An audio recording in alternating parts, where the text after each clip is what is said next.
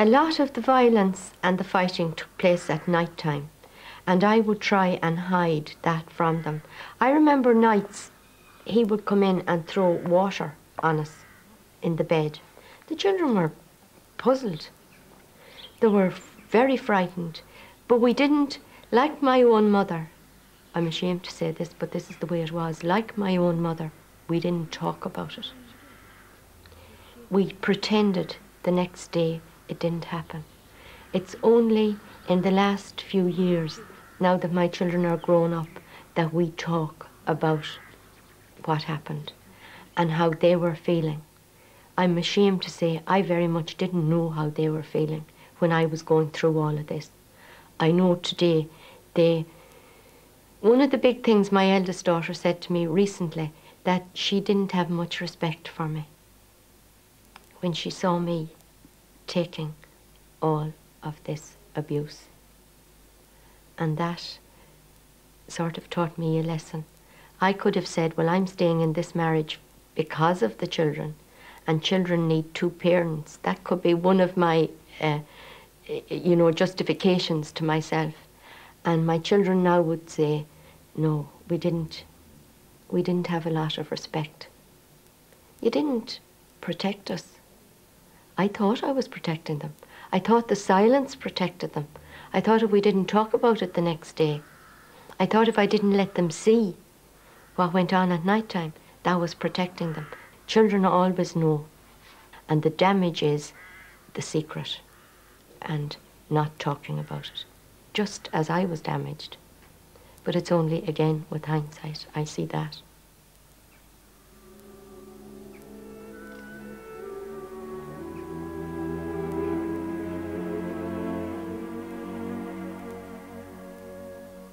I have walked in solitary places where silence grows unbearable, bearing it. I have journeyed to the center of the fire, where flames licked my flesh with searing caresses. Screaming, I have embraced the fire, wrapping my body around it as passionately as a lover. I have gone where no air moves, gasping, eyes starting from their socket, with the grip of fear relentless on my throat, and breathed. Faint from lack of nourishment, I have seen mirages in the desert beckoning journey's end, borne the savage mockery of the barren desert, nurturing myself with the bread and water of belief. I lost sight of purpose, mindlessly meandering, often in blind circles, or distracted to alien mountains it was never my intention or my need to climb, and placed myself repeatedly back on track, my eyes fixed firmly on my shining truth. Now I have come upon your funeral.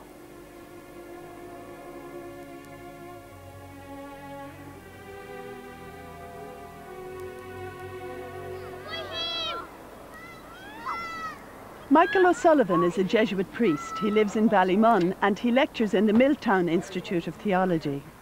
He's working on a book about Christian teaching on women and violence. I see Christianity being challenged by violence against women because the research and evidence of counselling and my own experience listening to women shows that Christianity has been negatively involved in women's lives on this question. It has given them messages which have disempowered them and disabled them from being able to confront and tackle the violence against them.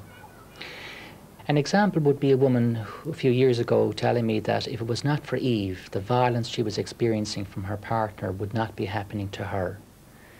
So she saw herself as a woman being like Eve, who could be punished for sin, and that this violence against her by her partner somehow therefore could be excused. Woman as the eternal source of sin? Well, women are like Eve. Eve was responsible, as she would have received the story, Eve was responsible for the sin of the world and the consequences to humanity from that. She was a woman like Eve, and she too has to be somehow punished because she's the same kind of person as Eve was, who did harm to people. So is it any wonder her husband would have to punish her would have to be violent against her? It was a kind of a punishment for her. Let a woman learn in silence with full submission. I permit no woman to teach or to have authority over a man. She is to keep silent. For Adam was formed first, then Eve. And Adam was not deceived, but the woman was deceived and became the transgressor.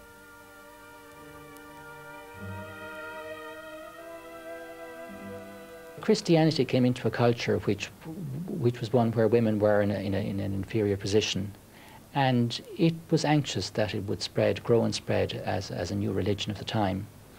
So it was faced with the challenge of either having to tone down its original message of equality, which it had received from Jesus, or to preserve that message but maybe not be taken on board by the culture, since the culture saw things differently about women.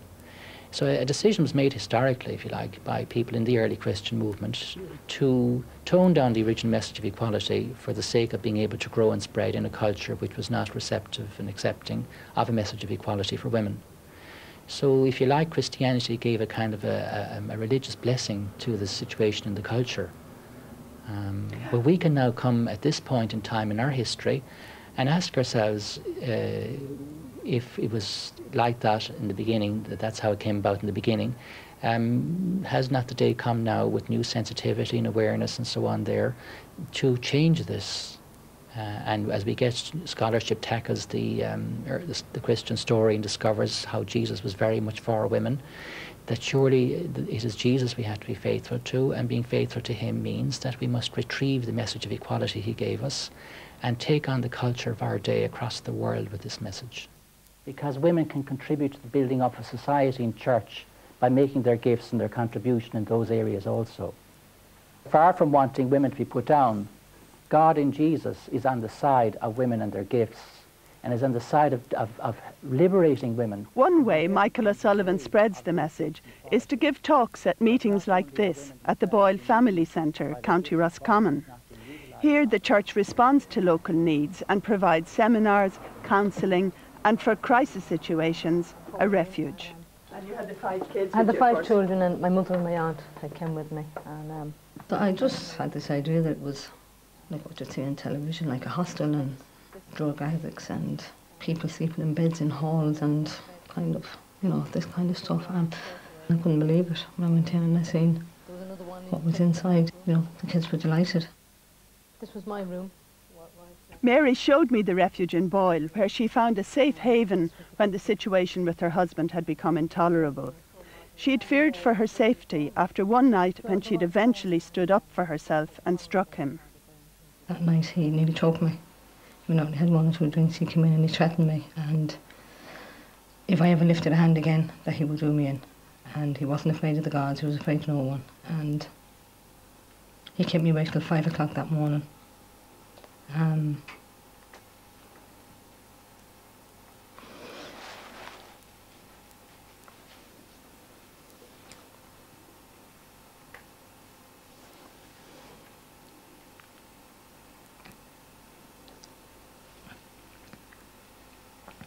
He actually told me that he was not going to let me sleep, that I would pay for hitting him, for standing up, or for taking my brother's side rather than his side.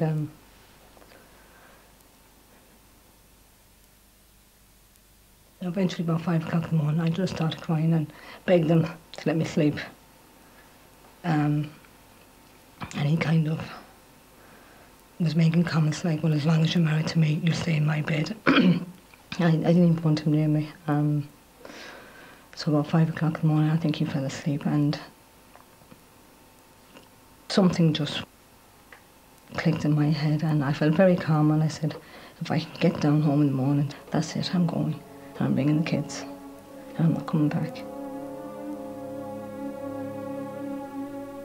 Even now I tended to minimise and say, well, he wasn't that bad, and maybe I exaggerated, and still think it was my fault.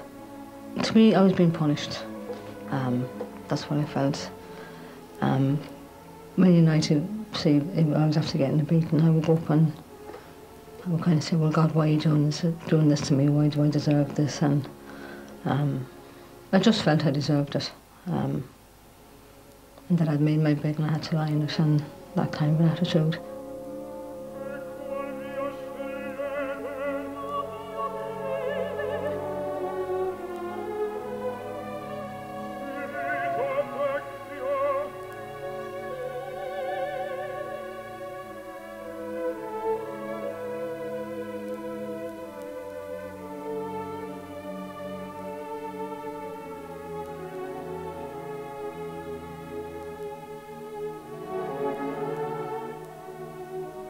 Traditionally, women were admired in society and in religious constructs. Women were admired for being forgiving, self-sacrificing, for offering up suffering.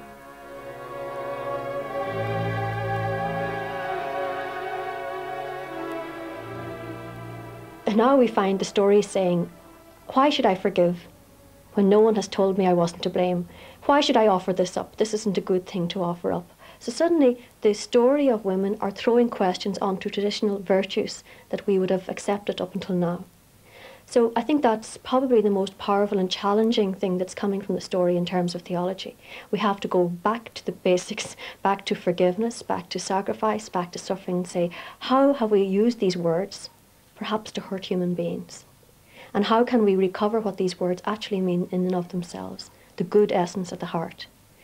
So I suppose what I'm trying to say here is that forgiveness, for example, forgiveness is a good virtue. It's something that's at the heart of our faith as Christians. The forgiveness of Jesus is at the very, very core and heart of what love is about. But it's been often used in a way that can be described as almost glib.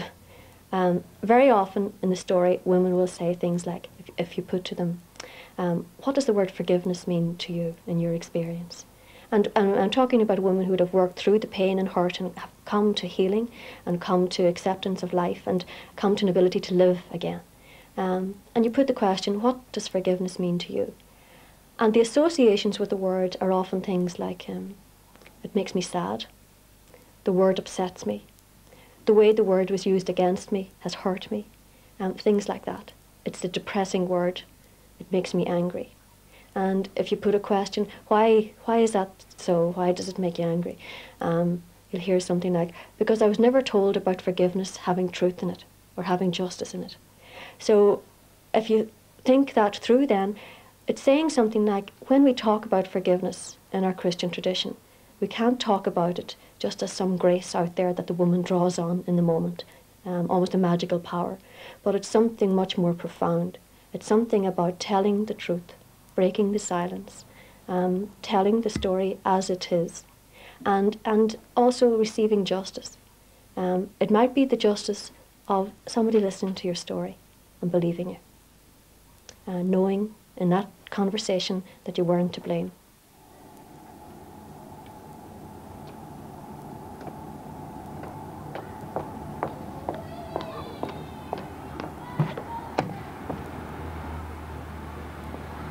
I suppose where I was coming from would be what was put into me all my life without me knowing it was put into me. Because my sense of failure, even after I left my marriage, and my sense of failure particularly within the church, because the church was an important part of my life at the time. Not that I was overly religious or that, but to me the church was a safe place to go. And now I didn't feel I had a place in it because I was now not one of them. I was different. And I would listen to sermons, and while in the sermons it was, well, we'll accept our separated brethren and we'll pray for them. That to me isn't acceptance. Acceptance is our separated brethren are part of the body of Christ. We don't need somebody to say, I'll pray for you. So in this centre, for me, it was fantastic, because this centre and our refuge, and this is important, is the church's response to what I have gone through. And it's the church's response to who I am. But nobody here ever said, I'll pray for you, like as if I was somebody. What people here said is, I will love you, I will accept you, and I will empower you to go on. And that's exactly what happened me. I was empowered. I often say I was loved back into life.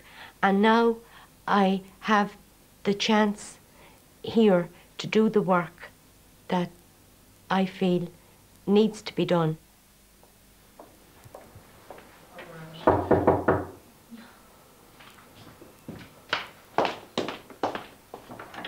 Hi. Isn't it cold? Freezing. Really cold outside. Now Patricia Hannon is a counsellor with the centre. She provides an aftercare service with families who leave the refuge to try again, or like Mary, to start out on a new life. Two shoes, isn't it? That's it. An Irish coffee, it should be, isn't it? The staff in the Family Life Centre